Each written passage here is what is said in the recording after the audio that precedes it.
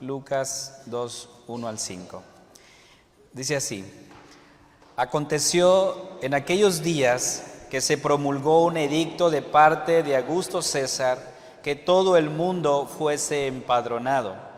Este primer censo se hizo siendo Cirenio gobernador de Siria, e iban todos para ser empadronados, cada uno a su ciudad. Y José subió de Galilea, de la ciudad de Nazaret a Judea, a la ciudad de David, que se llama Belén, por cuanto era de la casa y familia de David, para ser empadronado con María su mujer, desposada con él, la cual estaba encinta. Vamos a orar. Padre, disponemos nuestro corazón para escuchar tu palabra. Habla, Señor, a nuestras vidas y que tu Santo Espíritu nos ayude a entender el mensaje de esta hora. Padre, en el nombre de Jesús te lo pedimos. Amén. Pueden sentarse, hermanos. Hemos leído la palabra del Señor y precisamente nos habla de un edicto que se promulgó.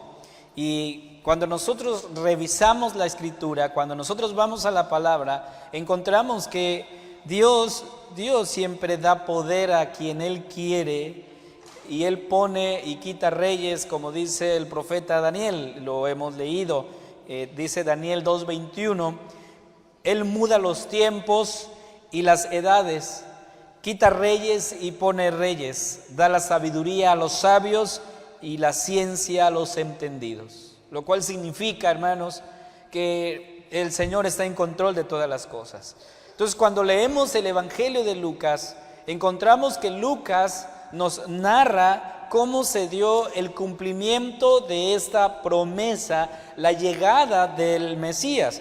Y con ello podemos entender y podemos comprender de que nada, absolutamente nada, sucede fuera del control que Dios tiene. El texto nos dice que se promulgó un edicto por parte de Augusto César. ¿Quién era Augusto César? ¿Quién era este hombre? Bueno, primero quisiera mostrarte que Augusto significa alguien venerable o alguien digno de ser adorado. Eso es lo que significa el nombre de Augusto. Y entonces muchos entendían que el emperador debía de ser adorado. De hecho, en el año 42 antes de Cristo, el Senado deificó, ¿sí?, formalmente a Julio César como el divino. Le decían el divino Julio, ¿sí? ¿Por qué? Bueno, porque precisamente veían en él como alguien que debía ser adorado. Entonces, el hijo adoptivo de Julio César, quien es Augusto César, recibe ese mismo título, ¿sí? Se le considera entonces a Augusto César como el Hijo de Dios. Él es el Hijo de Dios. Durante el reinado de Augusto, encontramos en la Escritura que se propagó la adoración al emperador, especialmente en la parte de Asia Menor, que precisamente más tarde esta área se convirtió en un centro de persecución para los cristianos. Y leemos en Apocalipsis la dura persecución que la iglesia recibió por esos emperadores que obligaban, que decían: adórenme, ríndanme culto. Y aquellos que se negaban a hacer eso eran perseguidos, torturados o incluso eran matados. Por lo tanto, hermanos, vemos aquí que humanamente este hombre era muy poderoso, pues en su dominio tenía el control, como dicen algunos, de casi todo el mundo. Porque el Imperio Romano había penetrado en las colonias más profundas, más alejadas. Y vemos entonces que el Imperio Romano tenía una autoridad de verdad sorprendente. Y es en ese contexto que Lucas nos habla del nacimiento de nuestro Señor. Y lo curioso, como muchos comentan, es que si Augusto César es el venerable, es el digno de adoración, Lucas presenta al verdadero, a aquel que es digno de verdadera adoración. Y por eso el nombre de Augusto César aparece aquí. Entonces, está claro que Lucas está contando la historia de Jesús, de tal manera que Cristo se le ve como el auténtico, el poseedor de todos los títulos, el supremo, el Padre eterno, el príncipe de paz, como dice el profeta Isaías. Entonces, no es Augusto César quien es el Salvador y Señor, sino, como dice Lucas en el capítulo 2, versículo 11, que os ha nacido hoy en la ciudad de David un Salvador que es Cristo el Señor. Este es el mensaje de Lucas. Por lo tanto, hermanos, no es Augusto César, sino Jesús el Hijo de Dios. Y no es con Augusto César donde se ha llegado el punto decisivo de la época de la historia, sino con Jesucristo, quien es el que introduce el reino de Dios cuando dice en Marcos 1:14, arrepentíos porque el reino de los cielos se ha acercado. Hermanos, dos cosas podemos aprender de los versículos que hoy hemos leído. Primero, todos estamos bajo autoridad. Eso es lo primero que aprendemos en los versículos de Lucas 2, 1 al 5. Que todos estamos bajo autoridad. Todos los que estamos aquí estamos bajo autoridad. Y segundo, aprendemos que es Dios quien conduce la historia. Eso también es importante. Entonces vamos a ver esos dos puntos que leemos aquí o que encontramos aquí en Lucas. Dice el versículo 3, e iban todos para ser empadronados, cada uno a su ciudad. Otra versión de este pasaje dice, todos regresaron a los pueblos de sus antepasados a fin de inscribirse para el censo. Entonces, cuando nosotros decimos que todos estamos bajo autoridad, significa que, de alguna manera, somos llamados a obedecer. Y vemos que aquí una autoridad decretó el censo. Y cada ciudadano debía obedecer el decreto. Posiblemente hubo quejas, hermanos, al empadronamiento. Lucas no nos dice, pero yo creo que lo natural del ser humano es quejarse, ¿no?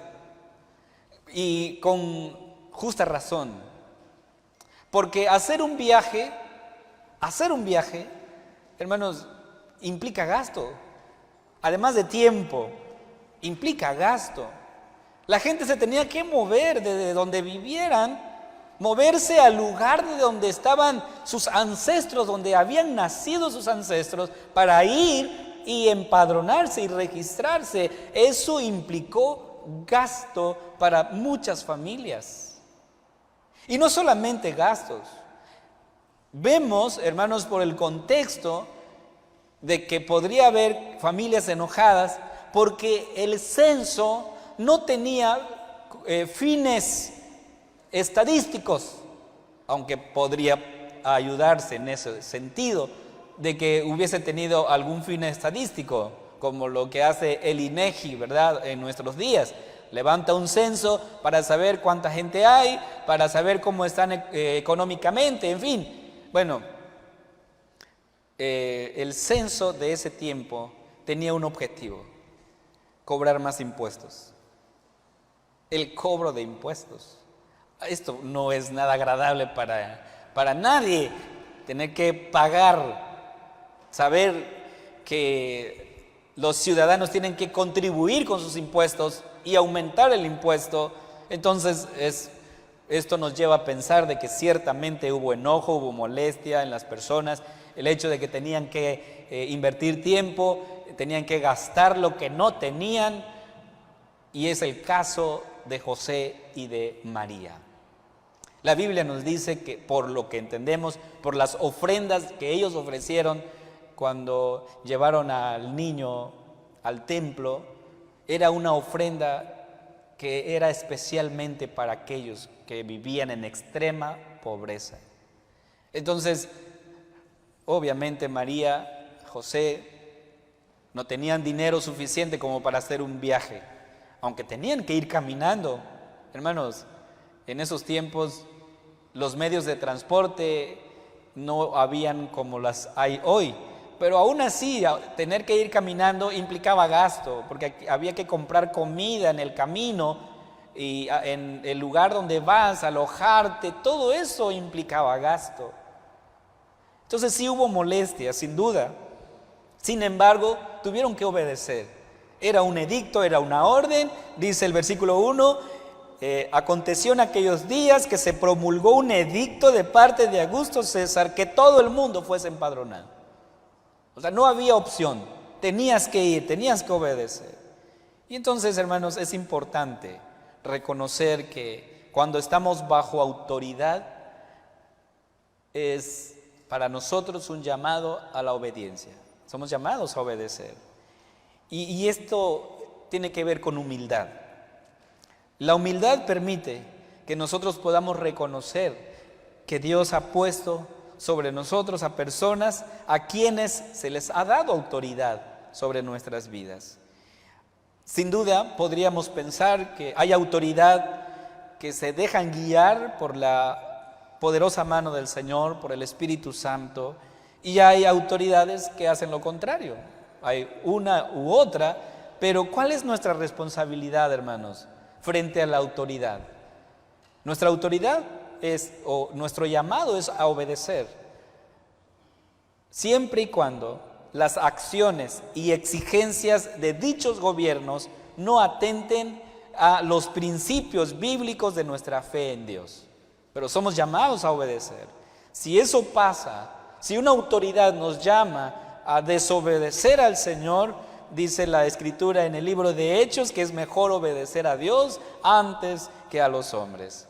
Ahora, si eso no pasa, somos llamados a someternos a aquellos que han sido puestos como autoridad sobre nosotros. Entonces, la gente de ese tiempo, al ser convocados a ir y ser empadronados, debían obedecer. Ahora, ¿qué pasa hoy, hermanos? Bueno, cuando nosotros revisamos en la Escritura, encontramos que ha pasado siempre lo mismo. Luchamos porque hay orgullo en nosotros a someternos a nuestras autoridades. Un ejemplo fue lo que la Biblia nos dice en Números 12 respecto a María y Aarón. La palabra del Señor dice: y dijeron, ¿solamente por Moisés ha hablado Jehová? ¿No ha hablado también por nosotros? Y lo oyó Jehová. Y aquel varón Moisés era muy manso, más que todos los hombres que habían sobre la tierra. Luego dijo Jehová a Moisés, a Aarón y a María: salid vosotros tres al tabernáculo de reunión. Y salieron ellos tres. Entonces Jehová descendió en la columna de la nube y se puso a la puerta del tabernáculo y llamó a Aarón y a María, y salieron ambos. Y él les dijo: oíd ahora mis palabras. Cuando haya entre vosotros profeta de Jehová, le apareceré en visión, en sueños hablaré con él. No así a mi siervo Moisés, que es fiel en toda mi casa. Cara a cara hablaré con él, y claramente, y no por figuras, y verá la apariencia de Jehová. ¿Por qué pues no tuvisteis temor de hablar contra mi siervo Moisés? Entonces la ira de Jehová se encendió contra ellos y se fue. Hermanos, en este pasaje encontramos un ejemplo de personas que no estaban de acuerdo a la autoridad que Dios había puesto en ese lugar y en ese momento, quien era Moisés. Y entonces ellos cuestionaron eso, y por eso la pregunta de María, de Aarón es: ¿solamente por medio de Moisés habla Dios? También por medio de nosotros, así que también nosotros podemos tener autoridad. Y el Señor dijo: yo elegí a Moisés, yo lo he hecho. Hay un ejemplo más que encontramos en la carta de Juan, tercera de Juan, versículo 9, que dice: yo he escrito a la iglesia Pero Diótrefes, al cual le gusta tener el primer lugar entre ellos, no nos recibe. Por esta causa, si yo fuere, recordaré las obras que hace parloteando con palabras malignas contra nosotros. Y no contento con estas cosas, no recibe a los hermanos. Y a los que quiere recibirlos, se los prohíbe y los expulsa de la iglesia.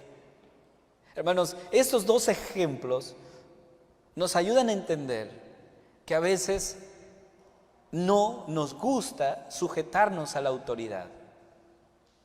Cuando el edicto se firma, las personas debían obedecer. ¿Por qué? Porque estaban bajo autoridad. Algunos tal vez les molestó este edicto, pero como quiera, tenían que hacerlo. Esto nos enseña entonces a nosotros que cuando estamos bajo autoridad, y lo estamos todos, se nos demanda a cada uno obediencia. Y cuando nosotros hacemos eso, hermanos, cuando nosotros hacemos eso, cuando tú haces eso, da como resultado adoración a Dios. ¿Por qué? Porque como leíamos el texto anterior de Daniel, encontramos que es Dios quien pone y quita reyes. Es Dios quien ha instituido a las autoridades. Y nosotros somos llamados a obedecer. Por eso cuando leo el pasaje donde se firma este edicto, donde todo el mundo dice, es decir, toda la gente que estaba sujeto al Imperio Romano debía hacer este viaje, es obvio que algunos se molestaron, se enojaron por la implicación de hacer un viaje como este. Y entonces, sin embargo, hermanos, entendemos que ciertamente todos estamos bajo autoridad, pero al final del día, hermanos, quien tiene el control de todas las cosas es Dios. Y ese es el segundo punto que quiero ver contigo el día de hoy. Ciertamente Dios ha dado autoridad a los gobiernos, pero ellos no son la última palabra. La última palabra lo tiene el Señor. Y ciertamente Dios va a permitir que pasen muchas cosas como lo estamos viviendo hoy, hermanos. ¿Cuánta inseguridad se vive en nuestro país? Realmente la estamos pasando muy mal. Y tal vez usted diga, bueno, aquí no lo he sentido tan cerca, pero hay mucha gente que está viviendo. Escuchaba en esta semana la historia de un pastor que acaba de llegar a la zona norte, frontera, y él vive o viene del sur y nos compartía un poco su testimonio de lo que él vivió. Fue enviado él a predicar a una ciudad donde ahorita precisamente esa ciudad está siendo acechada por la violencia. Y entonces él llegó ahí, un desconocido, iba a trasladarse de la terminal donde llegó a la misión donde iba a predicar. Abordó un taxi, pero el taxista resultó no ser taxista y entonces pues fue golpeado severamente, casi perdía la vida y él cuenta lo que vivió. Y dices, wow, estás expuesto a eso. Y entonces nosotros cuestionamos, ¿y dónde está el gobierno? ¿Qué está haciendo? No sé. Sin embargo, hermanos, a la medida que hemos sido llamados y entendemos la palabra, pues nuestro llamado es obedecer a las autoridades. Mientras tanto, no se metan con nuestra fe, nuestros principios. Porque si se meten con nuestros principios y nuestra fe, encontramos en Apocalipsis que la iglesia se rebeló a esos gobiernos que exigían adoración y en consecuencia, hermanos, la iglesia fue perseguida. ¿Por qué? Porque tanto los emperadores como Nerón y otros, ¿qué decían? Él es el Señor. ¿Y qué decían los cristianos? El Señor es Cristo y a Él vamos a adorar. Y por eso, hermanos, la iglesia fue perseguida. Entonces somos llamados ciertamente a someternos a las autoridades, siempre y cuando estas autoridades no nos obliguen a hacer cosas que vayan en contra de los principios que nosotros tenemos de la palabra de Dios.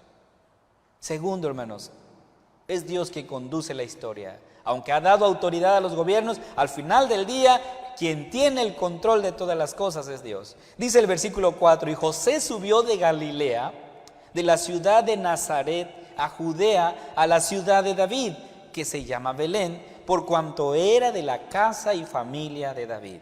Otra versión dice, como José era descendiente del rey David, tuvo que ir a Belén de Judea, el antiguo hogar de David. Viajó hacia allí desde la aldea de Nazaret de Galilea. Esto es importante, hermanos. ¿Por qué? Porque ciertamente a Augusto César un día se le ocurre hacer un edicto donde todo el mundo sea empadronado. Pero, hermanos, quien realmente está tomando la decisión, quien realmente está decidiendo que así tiene que ser es Dios. ¿Sí? O sea, es Dios quien dirige la historia. ¿Por qué? Porque la palabra del Señor nos había dicho que el Mesías, el Cristo, debía nacer en Belén de Judea. Se tiene que cumplir la palabra del Señor. Leo en Miqueas capítulo 5, versículo 2 lo que dice: pero tú, Belén Efrata, pequeña para estar entre las familias de Judá, de ti me saldrá el que será Señor en Israel, y sus salidas son desde el principio, desde los días de la eternidad. O sea, esto se tenía que cumplir, hermanos. Y Dios es el quien está moviendo, quien está tejiendo la historia para que esto se lleve a cabo. Entonces, hermanos, si Dios ha decidido algo, nadie pondrá obstáculo a eso. Nadie puede detener la mano de Dios. Él está en control. Al final del día, Él está en control. Hermanos, si Dios está en control, eso trae a nosotros seguridad. ¿Sí? Seguridad. Porque todo lo que pueda suceder en nuestra vida, hermanos, está bajo el control, bajo la supervisión de Dios. Eso trae seguridad a mi vida. Porque este mundo no está caminando sin sentido. Todo se está moviendo hacia un objetivo. Ahora, si yo veo que hay mucha violencia en mi país, en mi lugar, es algo de lo que la Biblia ya habló y ya dijo lo que tenía que pasar. La palabra del Señor, tanto en el Evangelio de Mateo como en Lucas, nos dice las señales que sucederán en los últimos tiempos. Al grado dice que el amor de muchos se enfriará. Entonces, hermanos, todo lo que sucede está siendo guiado por la mano absoluta del Señor. La historia está siendo tejida por el Señor. Y Augusto César solamente es un instrumento para llevar a cabo los propósitos eternos de Dios. Sí, era un poderoso, sí, tenía dominio sobre un gran imperio, pero el único que tiene la última palabra es el Señor. Sí, es el Señor, porque Él dirige la historia y nadie puede cambiar eso, hermanos. Ahora, eso trae descanso a mi espíritu, a mi alma, saber que Dios está en control de todas las cosas. Porque nada, te aseguro de que nada de lo que suceda es sin sentido. Todo tiene una razón, todo tiene un porqué. Nada está sucediendo sin propósito, hermanos. Todo tiene una razón. Incluso mis depresiones, mis ansiedades, mis temores tienen un propósito en mi vida. Y yo tengo que aprender eso.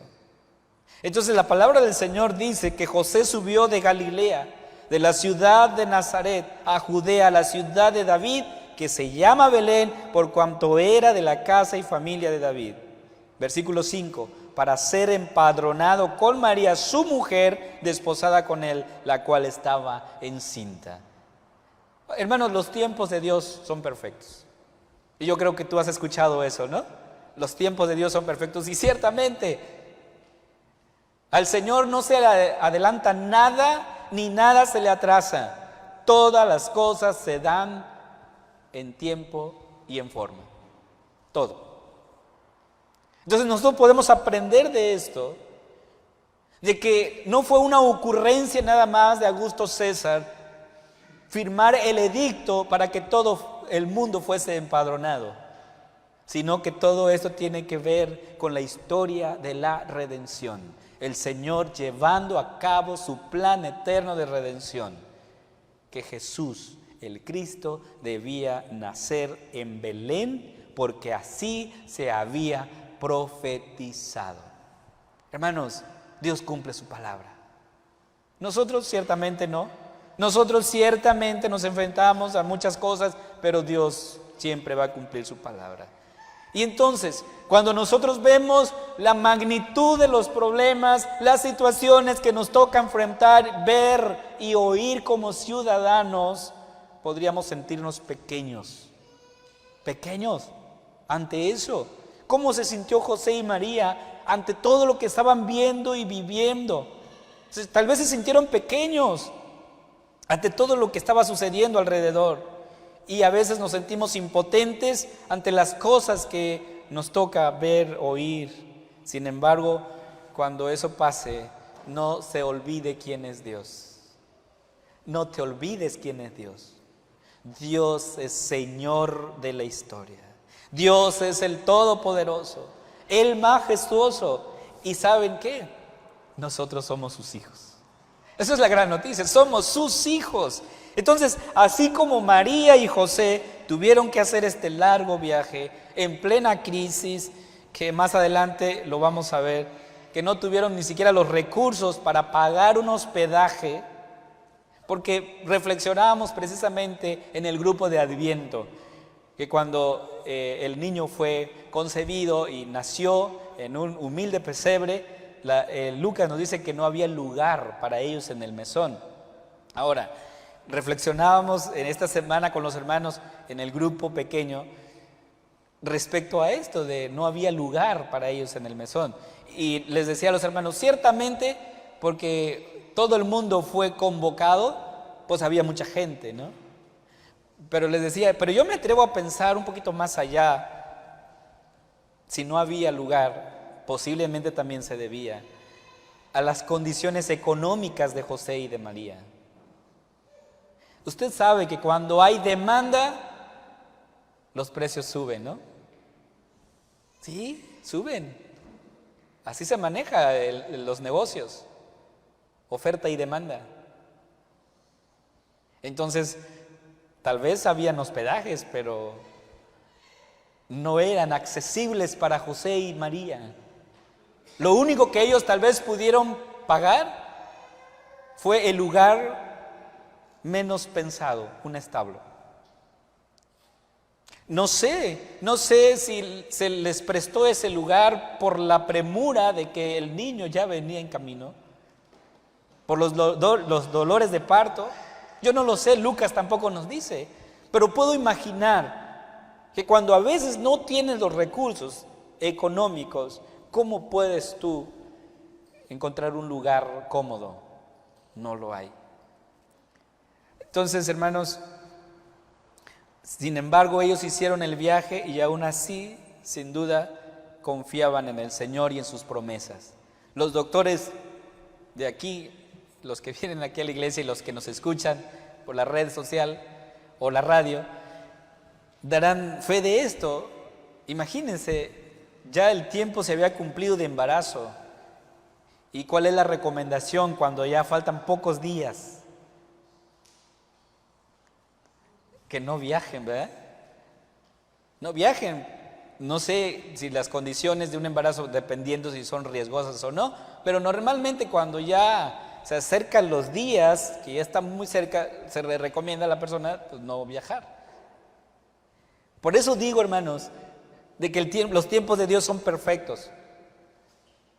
porque según la gestación de María ya estaba para dar a luz.